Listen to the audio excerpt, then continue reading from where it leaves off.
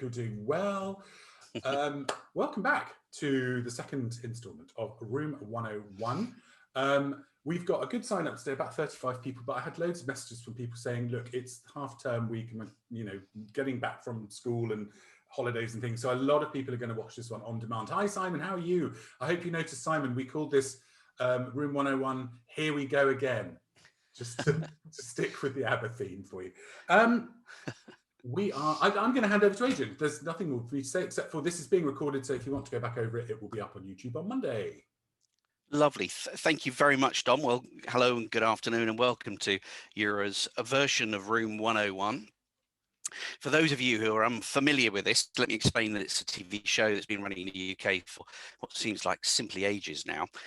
Well-known public figures, celebrities, usually off the Z list, they go to this particular show and they talk about topics, controversial topics that they want put into Room 101 to be consigned to virtual oblivion. And it's been interesting over the years just how many topics there have been that have gone into Room 101.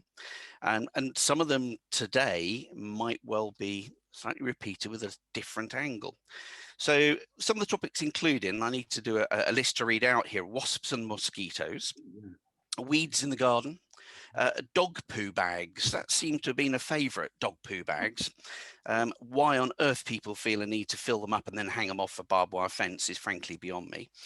Tailgaters, red traffic light jumpers, conspicuous consumption, stuck computer programs, don't get to see many of those these days, automated phone systems, still very prevalent, Elvis Presley, he's been in Room 101 along with beards, domestic rabbits, sports memorabilia, English cuisine. I can't understand why English cuisine was ever put into Room 101. I mean, that's a shocking thing to have happened. I can't understand as well mathematics, socks when you're wearing sandals. That's gone into Room 101. Insurance companies definitely need to go into Room 101. Public schoolboys, no, that's shocking. You can't put us into Room 101. Caravans, football. Now, kissing 3 times on the cheek has gone into Room 101. Can't understand it. Bras, they've gone in. Lawyers, they should stay in. Boy bands, absolutely stay in. Novelty boxer shorts, they've gone in as well. So it's been quite a list, really, including, would you believe, Brazilian waxing and Vindaloo hot curries. So it's quite a list that makes you worry about what's being discussed out there in Room 101 land.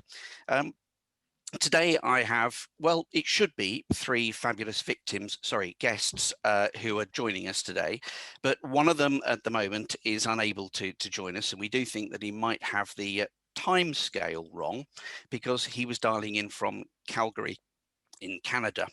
So let's put him to one side, and if necessary, we're having Dom will join us, and he's got a topic that he's going to throw in, which I think will cause a lot of controversy, and we can have a think about it. You, the audience, can have a chance to vote, and polls will be going up after the end of the people's presentation, the guests' presentation, and you can give your thoughts on whether or not it should go into Room 101. I won't be taking a blind bit of notice about what you request. It'll be totally my decision. I am, as Dom writes in the publications, the publicity, I am the arbiter of all things in this instance. I like to think I'm the judge, the jury, and the pet hate executioner. That's my role. My first guest I'd like to introduce is Sabrina Carparelli. I believe, Dom, some applause at this stage. Oh, sorry. I mean, can we just get the producer? Can we get the producer going here, please? Goodness me. I mean, I'm happy to do the sound effects. Did that work? Not really, no. Thanks very much. That was very quiet. There we go. It was a lot better, thank you. Oh. Sabrina is the sales director at CAP Worldwide, which specializes in corporate accommodation programs. This is interesting. She's also a fully qualified personal trainer with a specialist accreditation in exercise to prevent obesity and diabetes, which is why I'm sucking my cheeks in right now. because I want to look thin. I asked her why she wanted to join the show, and she explained she was extremely opinionated, marvellous, and she loved the thought of the audience having to listen to her nagging. You have been warned. My second guest is a Euro board member and a very well-known character at many of the Euro events over the years and across especially the European part of our industry. It's Alistair Murray of Packing Pecs. Still no applause. Honestly, we're going to have to work on the sound effects. Alistair is the Chief Operating Officer at Packing Pecs, the Swiss relocation company, and responsible for international destination service sites in Belgium and Germany, amongst other things. Alistair and I have shared a few beers together over the years. Memorably, there is a photo of us, which I'm sure will be available, of us in Lederhosen in Munich. Thank you, I know, which even now I use as an incentive to remind me to pull up my socks. So, there we go. Those are our two guests at the moment. Our third might join us, in which case I'll introduce him at the time. Otherwise, as I say, Indomitable Dom will join us and put forward his pet hate again, because he was in the first episode as well. So I'm going to start off and ask Sabrina to talk about her pet hate and what she wants to put it into Room 101. Sabrina. Okay. So I think maybe because English is a language that I had to learn over a number of years to perfect it to the best of my abilities. So I tend to pick words that I meet in my travels, and that means reading newspapers, magazines, and books, and also when I'm on the internet. And there is a word that is really, it really annoys me. And it's not just the sound of the word, but it's the meaning of the word, because I think it's quite superfluous. So the word is oftentimes. Now, apparently, it's supposed to be the opposite of sometimes, but I think it doesn't make any sense, because if you take sometimes and you take some and times separately, they don't mean the same thing unless you put them together. But if you say often, that already means as a whole meaning on its own as a word. So for me, this penchant for adding extra, particularly with English, which is a language that notoriously is a practical language that tends to explain big, you can actually have a whole phrase expressed in one word. To actually add these times at the end of often, I think is ludicrous. So I want oftentimes to be barred from all the media, all the books. I want it to be everything to be edited again and deleted accordingly, because I really can't stand it. Wow. Okay. So, I mean, it's very specific, Sabrina, isn't it? I mean, as a topic goes, I mean, we're talking about one word. Is it one word oftentimes?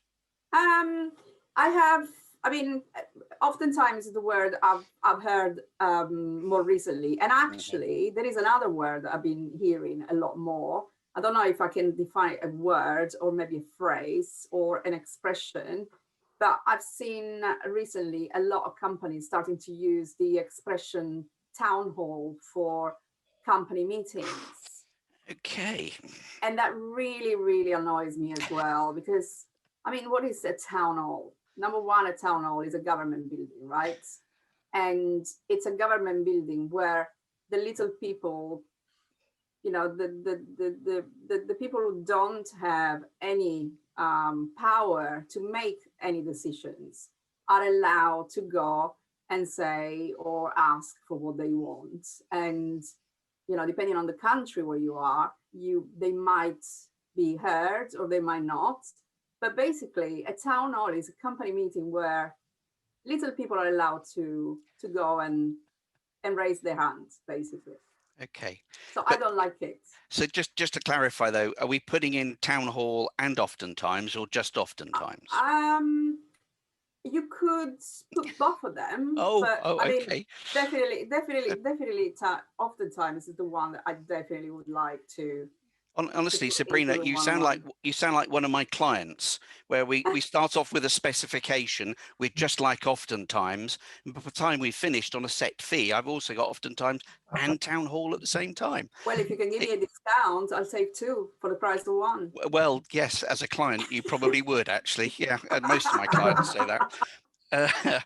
Very interesting. I have to say, I did a bit of research on oftentimes, Right. and I think you pointed out that it was a 14th century word that was in a medieval English. So, you know, it's been around for a fair old time. But what surprised me in the thesaurus was that there are over 150 synonyms associated with the word oftentimes. Wow. So I mean, words of similar meaning. So, for example, we have frequently and constantly and spasmodically and periodically and repeatedly, and even more subtly, oft times as well. So, Amazing. what makes oftentimes, with just the extra e and n, different from oft times? We will never know, I don't think, because We will never know. once it's been put in room 101, Yeah. nobody will ever say it again. Well, we haven't actually decided that bit yet, have we, really? We've got this poor, defenseless single word, oftentimes, that seems to be picked on out of 150 others that all mean roughly the same thing. I'm feeling sorry for this word oftentimes at the moment. And as for town hall, well, as I say, that's just you trying to squeeze in an extra here, Sabrina. Yes, I'm trying. Without paying for it, really. So, you know, I've got to put your foot down. So, you know, is there anything else in terms of your argument that you think you could put forward to try and get oftentimes into room 101? I think it's for the good of the English speaking world, you know, Okay. to be able to keep that that name, you know, that good name, that the English language is a practical business quick language, then oftentimes really doesn't make any sense. Okay. Well, I'm going to have to think about this long and hard, and it's not going in. So I'm sorry, Sabrina, but I just don't feel that I can put oftentimes into room 101. I am very disappointed. You want to know what the audience think? Well, I know you're the arbiter of all things, but I know I've decided to make a decision. Wow. Forget the voting. I mean, Sabrina just, you know, she was trying to smuggle in town hall at the same time. That just put me right off. You just can't. I think we should trust in democracy. And let's have a look. Do you wish to banish oftentimes into room 101 forever? Is the question. Go for it. Ooh, Anybody voting? yeah. I still don't think it's going in, but I might, Okay. Sabrina, you might get a reprieve. I'm sorry that you can't see this because I can't. No. So I can see it, but I don't see anybody. So I'm allowed to vote. okay, I can see 2 people, 20% have said yes, and it's down to 18% have said yes, and 82% say no. Oh, Oh. Very Sabrina, disappointing. the pet hate executioner has spoken. I'm sorry, but oftentimes, oh, look at that score. Yeah, just not going to make it with oftentimes. It is a defenseless little word amongst all the others that mean the same thing. So I'm so sorry, Sabrina. Well, I'm not that sorry. You know, it's a nice word. I like oftentimes. In fact, I saw it on an American literature recently when they were talking about home tours. Oftentimes they talked about virtual home tours will supersede physical home tours. So I thought, well, will you be adopting it? It's already in our literature already, Sabrina. Will you adopt it in your own literature? Will you be saying that's a very good question. Probably not. Probably not. No, we'll use frequently instead. Right. Wonderful. Well, Sabrina, thank you very much. I think that we now need to think about, you know, now the audience have voted, And I've spoken as well. I think that we need to think about what we're going to do for number 2. And I'd like to ask Alistair what he wants to put into room 101 and why. Okay, thank you, Adrian. So I loved your list at the beginning, and I think probably the biggest challenge of coming up with something to put in room 101 is just one thing, because there are so many possibilities. So things that I haven't chosen that I was tempted to. In the last week, the temperature in the UK has gone up by about 1 degree. And as a result, lots of British men think it's okay to take their shirt off. And I would put all of them in room 101, because literally nobody wants to see the vast majority of people that do that, including quite often their own wives. You can tell their own wives don't want to see their husband with no shirt on walking down the street. So I put them in room 101. Or even English people wearing lederhosen, perhaps. Yeah. Other things that didn't quite make the list: automatic doors that don't open quickly enough when you're in a rush, or open in your face, or the car park barrier that goes up and you think, does it let 2 cars in? Can I go? Is it going to come down my car? And you end up waiting for ages until you drive, and then it comes down in your car. So that, and then I'd probably also include people that are still clinging somehow to the idea that Brexit was a good idea. And amazingly, I've written it down. Dom just said, we need a vote. I think we should trust democracy. Well, we clearly shouldn't. We definitely should not trust democracy after what we've been through in this country for the past 5 years. So let's forget democracy, I think, from now on. But they're the things that didn't make it. And I think I'm probably going to avoid controversy this time. And I'm going to be very surprised if anyone disagrees with me. So the thing that I would like to put into room 101 is litter. So some people might call it trash. Some people might call it garbage. I'm going to call it litter, and I want to get rid of it permanently. And yeah, so it could be crisp packets, it can be bottles, empty bottles, it can be cans. But it seems to me as though any area of great natural beauty is made infinitely worse by lazy, inconsiderate people that can't be bothered to put something in a bin. And it drives me mad. And particularly in the last sort of 15 months, I'd say, because about a year ago, we could all leave our house once a day. And so everyone was going for a walk or going for a run. And I didn't, or walking the dog. I agree with you about poo bags. But I don't want to see litter when I'm spending, one piece of exercise per day. So I used to back then I used to actually walk my dog and pick up litter at the same time. So I felt quite strongly about it. But then after a while, when restrictions were eased and we could meet with other people outside, it seemed like that was just the green light for people to meet in a park, make as much mess as possible, and then go home. And parks at the moment are really, really important, as is the beach, as are natural parks, as in all these areas of great natural beauty are being ruined by inconsiderate, lazy people. So I think not only, because it's pretty obvious to say we need to put litter in the bin, in the room 101 bin, that's probably quite obvious. But maybe we should put the people who are actually dropping the litter in the bin as well. So we're going to need bigger litter picker-uppers, because we're going to have to be picking up sometimes families, sometimes groups of people, but they need to be all swept up and put in the bin as well. So probably quite a big bin, to be fair, but maybe that'll be a deterrent. If you put somebody in the bin who's dropped litter, then maybe they won't do it again. And I think, so we can probably take a leaf out of other countries' books as well, because I know in other countries, Singapore, for example, the fines are quite high. And I think you actually are then asked to pick up litter in a bright orange top if you do it repeatedly. We could do that in other countries, but there's legislation in place, and has been apparently since the times of ancient Greece, that you shouldn't be dropping litter, and if you do, there's a penalty in place. So why we don't have those fines more often, I don't know. But I have spoken to people that I've seen drop litter and say, I think you've forgotten something, I think you've dropped something, and you need to put it in the bin, and it always generally adds, leads to an interesting discussion. But I feel quite strongly about it, and it seems, if anything, at the moment to be getting worse.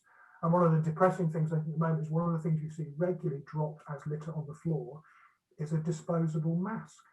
It's like, how bad is that? You're meant to be wearing it to stop the prevention of a highly contagious disease, and you've chucked it on the floor. So yeah, I don't have much sympathy for anybody that drops litter, even if it's done accidentally, or if it's your children, then that's your responsibility. If it's your dog, that's your responsibility. So people need to be more responsible, maybe not quite so lazy, be a little bit more considerate, stop dropping litter. But if we round all these people up, put them in room 101, lock the door, then we'll have a beautiful, clean world. Because I don't remember Louis Armstrong singing anything about crisp packets or bottles or cans. So I think it does drive me mad. I think there are a couple of things that can be done about it, as well as throwing everyone in room 101. I think I read somewhere that the vast majority of litter is created by a certain small number of companies' products. So, you know, McDonald's and Coca-Cola and all fast food chains, their companies are creating a huge amount of litter, so they should do more to actually have it picked up. But there's also, I think there's a World Cleanup Day once a year where people are encouraged to collect litter and put it in the bin. And I saw online that somebody said it's not my litter, but it is my planet, so I'm going to pick it up. So there's things we can do to stop this. We get rid of all the people that drop litter, we clear up all the other litter that they've dropped, and then yeah, Louis Armstrong can sing to his heart's content. That's my view of room 101. Well, the fact is, it's really not a controversial subject. I think anybody with a right mind would want to live in a litter-free environment, really, wouldn't they? And I agree with you that, because I can't understand why all these fly tippers and litter louts aren't actually all locked up in mental institutions, because they, you know, their minds aren't right if they go and litter. So frankly, they do need to be locked up. It is beyond my comprehension as well. I have to think, though, actually listening to you, Alistair, that there is a spin-off program here which is called Grumpy Old Men, and actually you do a cracking job. I think we need just a sole program for you to do that, because that was a very interesting conversation on thoughts on litter. I mean, to try and provide a little bit of controversy to this, I know that they try and litter the ocean floor with old cars and boats and oil rigs and things to try and create coral reefs. Or at least they did do. They've stopped doing that now because they found out that actually they're toxic. They don't make or create new fish environment. All they do is drag fish from somewhere else to go and live around the ship. So they're actually of no use whatsoever. But you know, while they're in there, they're polluting the sea despite the best efforts. I'm interested for your definition, if I can, Alistair. What's the difference between litter and rubbish or trash? That's a great question. Am I allowed to quote your definition before we went live? You go ahead. Yes, that's okay, great. That's why it was fed to you, Alistair. I mean, okay, you know, it's almost as though we really rehearsed this. In that case, so litter changes to rubbish once it's put in the bin. So it's very simple process. Very simple process. Put it in the bin, it becomes rubbish, and then it can be recycled. But I do like the fact that you're clearly struggling for a counter argument. If the only other thing you can come up with is the fact that we should put something in the bottom of the sea that becomes toxic. Yeah, I'm sorry. In terms of, you know, room 101, controversial, it's got two sides to the argument. Yeah. The trouble is I was struggling for the other side to your argument for litter, to be honest. Where are you standing then on litter when, you know, it goes for recycling, and then actually it just gets dumped on a third country and actually becomes litter in their world, because it's gone from being rubbish that's being recycled to being littered in another country. And you know, we've all seen pictures in China and the Philippines and Turkey, where, you know, is that now become litter, but actually it started as recycling? I think it probably has, and it becomes a massive disincentive to recycle. If you think, well, I'm going to put the, I'm going to clear out my Marmite jar and put it in my blue bin, it's going to end up in the sea anyway, then why do it? So can I offer some can I just give you some information, Alistair? You might not have seen it this morning. There was the news, and it really caught my attention because I thought good on them. These people had stopped on the M6 to dispose of their own litter, and the police intercepted them on their cameras. They escorted them back 20 miles to get them to collect all of the litters and put it back in their car and take it off. Fantastic. It was fantastic. Absolutely. Well, they need to do in Singapore. They have a series of fines that, you know, even with a cigarette butt that starts at like $2,000. Chewing gums. And chewing gum and you know, urinating in a lift. Apparently, you get a heavy duty fine for as well. You know, yeah, how sweet is that? But the third offence, you have to wear a sign that hangs around your neck for a certain period of time that says, "I am a litter lout." So interesting one, that if you are publicly shamed, I'm not suggesting there should be litter lout chain gangs, but you know, maybe there should be. If we can't get them into mental institutions, then why not? Because like you, Alistair, it drives me up the wall. But what do the audience think? Should we put this into room 101? Or actually, should we keep litter louts and fly tippers walking around the countryside, creating a mess for Alistair to pick up? The poll is open. Hi, Peter, by the way. Great. Hi, Peter. Great. Ladies, gentlemen, I am so you know, apologetic. Well, you know, the appointment was at 10 o'clock on my time, because I'm in Calgary, and I was fully prepared to come on at 10, and I am absolutely horrified that the fact that this started at 8. I'm going to try to contribute as much as I possibly humanly can. Peter, so I do apologize, guys. It has never happened this before. This has never happened before. Peter, don't worry. I'll give you an introduction in a moment when people have had a chance to vote on this one, and then let you have a chance to think about your item to go into room 101. So Fantastic. honestly, Thank just you. sit tight for a moment. Okay, so we've just had a vote here on littering. I really want to know the person who said no, we don't want to ban littering into room 101. I mean,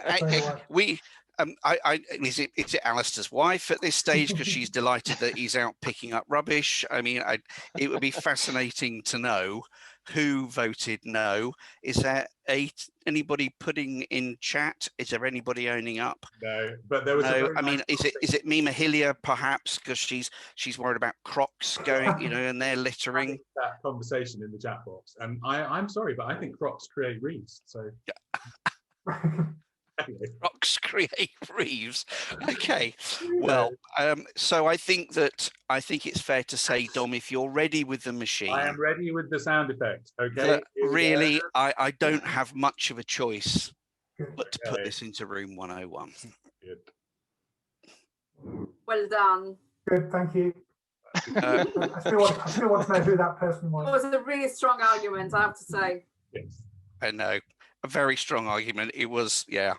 I think might not be back for a third episode if I had not put it into room 101. Yeah, there's you know, and the other thing I think, Alistair, it's fair to say at this stage that having listened to your argument about democracy, I think you'd make a terrific benign dictator.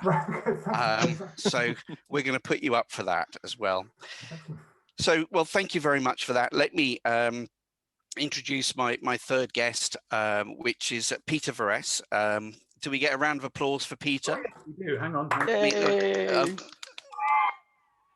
Welcome, Peter. Thank you. We heard it to begin with, and then it sort of tails off in sound, Dom. So that's because I was late. That's why it was just half-hearted sort of applause. Well, Peter joins us from Calgary, as you might have gathered, in Canada, where he's the president of the Vermax Group, who are business immigration specialists. Peter has 28 years of experience in the Canadian immigration industry, and has appeared before multi-party parliamentary commissions on immigration, and is involved with professional committees and the university programs. It started at 8 a.m. this morning, Peter's time, so hopefully he's had a coffee or two to be with us. And I know it's late joining, but thank you ever so much for joining us. It's really good of you. So thank you so much, Adrian. What would you like to put into Room 101, Peter? I'd like to put some business speak into Room 101. You know, the sort of corporate buzzwords that have become a staple in corporate and business lingo. Some of these are more Americanisms, so I'm hoping I'm going to kind of, sort of be able to straddle both sides of the pond quite well here. But words like words like pivot, basically pivot in my view is just changing direction of your business when you realize your current products and services suck. So in other words, if you mess up, you just need to start over, call it a pivot and carry on, or as you guys would say, press on. Pivot should only be screamed when trying to move a couch up, a tight set of stairs, or the only time you should use pivot is when you scream, when you hear the word from some corporate types. So I think pivot should be just banished altogether. The other one is circle back and kill me now. Now, bear with me. I know that both those usually are not used in the same sentence, but I think we should do this. We should either ban both those, circle back and kill me now, or use it in one sentence that if you circle back with me, I will kill you now. So please don't. So let's send both those things off into the ether. The other one is synergy. The word synergy, I looked it up, and synergy, I actually looked it up, and it says, is a behavior of a system that cannot be predicted by the behavior of its parts. What? This is what we actually came up with to actually use it in a corporate sort of meaning. My definition, I suppose, is when two big failing companies are starting to fail, they come together so that their individual failings don't look so spectacular. So, it's like kind of staying together for the sake of the children kind of thing with synergy. And I think, we should just put that one out of its misery and send it away. Paradigm shift, another one of those. I don't even know where to start with paradigm shift. At the end of the day, it's like, you never hear anybody going, coming into the office says, okay, everybody, we're going to go do some paradigm shifting today. So, it's basically, in my 30-year career, I've had so many paradigm shifts that I'm thinking of putting a paradigm shift key on my keyboard. It's like, oh, that paradigm didn't work. Boom. That paradigm didn't work, and press that button again. So what paradigm shift reminds me of? Have you guys had those sketches, sketch, like that little toy back in the 70s, that little red toy? Mm-hmm. Okay, so that dates us a little bit. That's our original iPad, actually. And you had those two little knobbies, and you created a little image, and then you grabbed it, and if you didn't like it, you kind of just, you kind of moved it around, and the image disappeared. We should have something like that for financial statements. You get up in the morning, you look at your financial statements, you go, that's horrible, and start all over again. There's a good paradigm shift for you. And that's what we need. Never mind paradigm shift. Honestly, Peter, let me just say that you might say that some of us are old enough to remember Etch-a-Sketch, as it was called. Oh, it was Etch-a-Sketch, not Sketch-a-Sketch. That's right, Etch-a-Sketch. But don't worry, the younger people know it too, because it was in Toy Story. That's true. Actually, that's true. It was in Toy Story. Yeah. So there you go. That's my contribution so far to your Etch-a-Sketch. And I appreciate that. I stand corrected, and I appreciate that. The last two are low-hanging fruit. This is kind of the thing that you win at the least amount of effort humanly possible, right? But it's like taking candy from a kid, sort of, or a baby, which incidentally is not that easy. I've tried it. So this being a sort of a science and evidence show here that we have, I did some research on low-hanging fruit. And from a production standpoint, low-hanging fruit is actually much more challenging. Low-hanging fruit doesn't get much sun, doesn't ripe, it's not as tasty as the high-hanging fruit, and it should be picked last for it to give it time to develop, just like the brains of the people who came up with this concept. We should actually give it some time to develop. Last one, brainstorming. We should send this one away when coworkers and managers, brainstorming is when coworkers and managers sit around and talk about stuff that will never happen.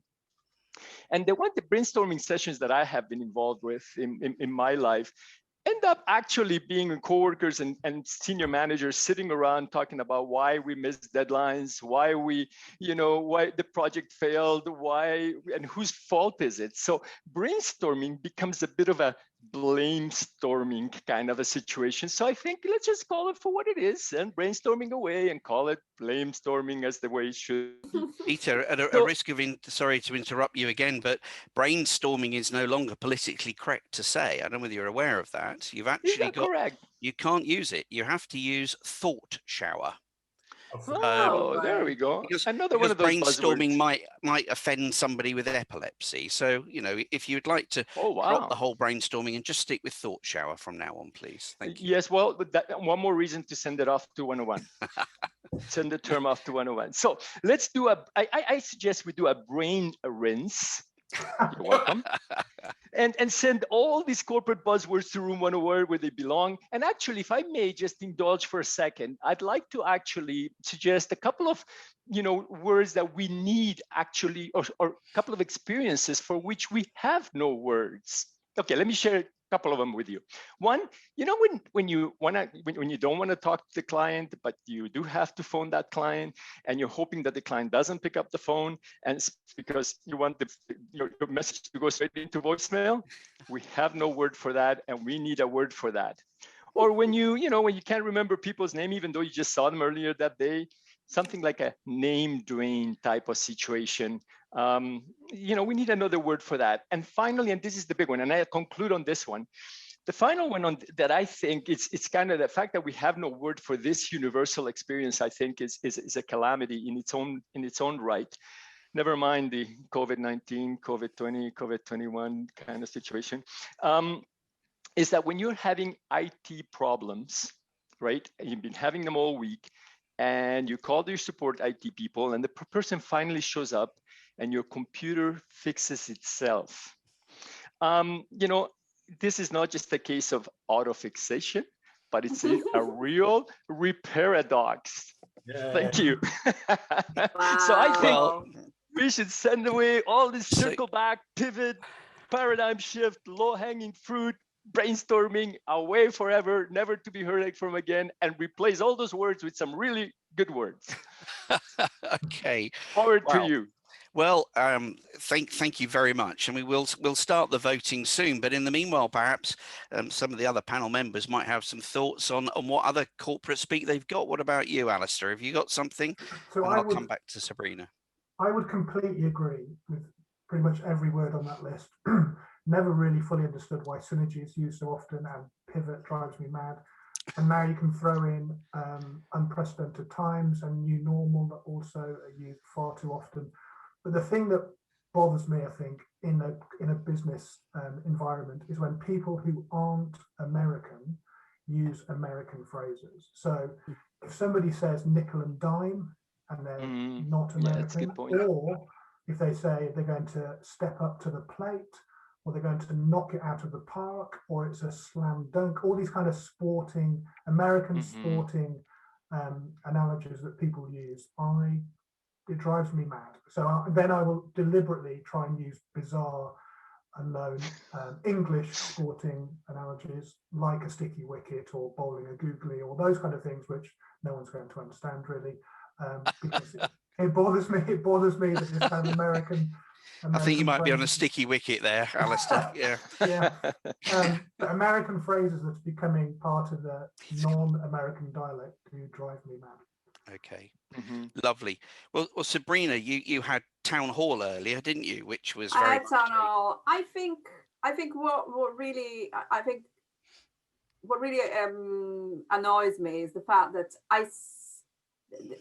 even words become fashionable and everybody starts to use the same word, and pivots might not, pivot might well end in Room 101, but the thing is that and it might be used with a completely different meaning, but everybody's using it with that same wrong meaning. So yes. Incredibly, it has assumed that meaning because everybody's using it to mean the same thing. So I think fashionable, everything that becomes fashionable people trying to be original by repeating something that has been said already 20,000 times is no longer original. So let's be original where less is more, like try to just go back to basics and start to say what we really mean rather than use all these fancy words. I agree. Dom, I mean, I'm sure you must have an opinion on corporate speak, Dom. Leverage. If I ever hear somebody say the word leverage, I'm going to leverage technology. What, you're going to use your laptop? That one. But I was thinking about this, and my first job was actually in Slough, working for ICI, which is where the comedy The Office was set. Yeah. And my first boss was the guy from The Office, and his favourite, which is completely irrelevant now, was let's put a record on and see who dances. Oh, no. Honestly, Wow. Oh no! Oh, can't believe you said that. And look under the bonnet. That was another one. Look under the bonnet. Let's look under the bonnet. I look under the bonnet of my car. I don't even know if to put oil in. They're all microchips now. Anyway. I mean, now if you say look under the bonnet, they might send you to prison for sexual harassment. Yeah. Well, Sabrina, it's funny you mentioned that. Here is one. No, not that I've been to prison, but here's one that I heard that somebody used to me recently. Open the kimono. Have you heard this? Oh yeah. You've heard open the kimono. I've heard it recently. Somebody was talking about revealing information. Yeah. Open the kimono. Wow. Which I don't know about you. I think it sounds positively creepy. It is very creepy. And it sounds like it sounds like a flash. The raincoat. Exactly, a flasher in a Japanese park, isn't it? Really, I mean, keep your kimono tied up. It's wrong. I just think it's wrong. And, we don't want to see what's underneath there. No, exactly. The other one I always have trouble with because is reaching out, or it's used a lot to reach out. If our HR department heard about me reaching out all the time, I mean, I'm going to get castigated. So I think we've got to be really careful with reaching out. And the other one, which I try desperately not to use, but I hear a lot of, is I give 110%. And I always think, well, that's bloody clever of you. So you failed maths then, did you? Because it's just not there. And then finally, I do work with a couple of people who have this sort of phrase, it is what it is. It is what it is. Thanks. That's really helpful. It tells me absolutely nothing. It is what it is. Great, stated the obvious. So, corporate speak, I actually, let's see what the audience thinks. Should we have been corporate speak, or hang on to it, because the other side of this, it makes us look like we know what we're talking about to clients, and they do love a little bit of bullshit when we're putting in a tender. So you tell me, is corporate speak a good thing or a bad thing? That is looking pretty interesting. Okay, I'm ending the poll, and here are the results. Wow. And do you know what? It's that one person again. It's the same person. It's the same person, and we want to know what Tad's doing right now. Does he? In giving the responses. But yeah, I'm going to go with the majority here. And Sabrina, because I felt awkward for not putting in oftentimes, you came up with town hall, which is another one that's corporate speak. So I'm going to give you a half here, if you like, and put town hall along with corporate speak into room 101. Thank you. So, everybody went in. I'm sure I'll get complaints from the guests on the first episode, but we'll have to live with that, won't we? Yes. So it's slightly later. Thank you. Slightly later than we thought in finishing. And that's it for today's show. I hope you enjoyed it. I'd like to thank Dom, and I'd like to thank Sabrina and Peter and Alistair for joining us. For you guys as well for doing the voting and everything. It's wonderful that you do that. If you would like to join us for one of these episodes and you've got some gripes and pet peeves that you want to put into room 101, come along, share it with the Eura family, and let's have a few laughs along the way. But thank you ever so much to my guests, and take care and have a great weekend. Thank you, everyone. Thank you, Lovely everyone. weekend. Thank you. Great fun. Bye. Bye. Bye.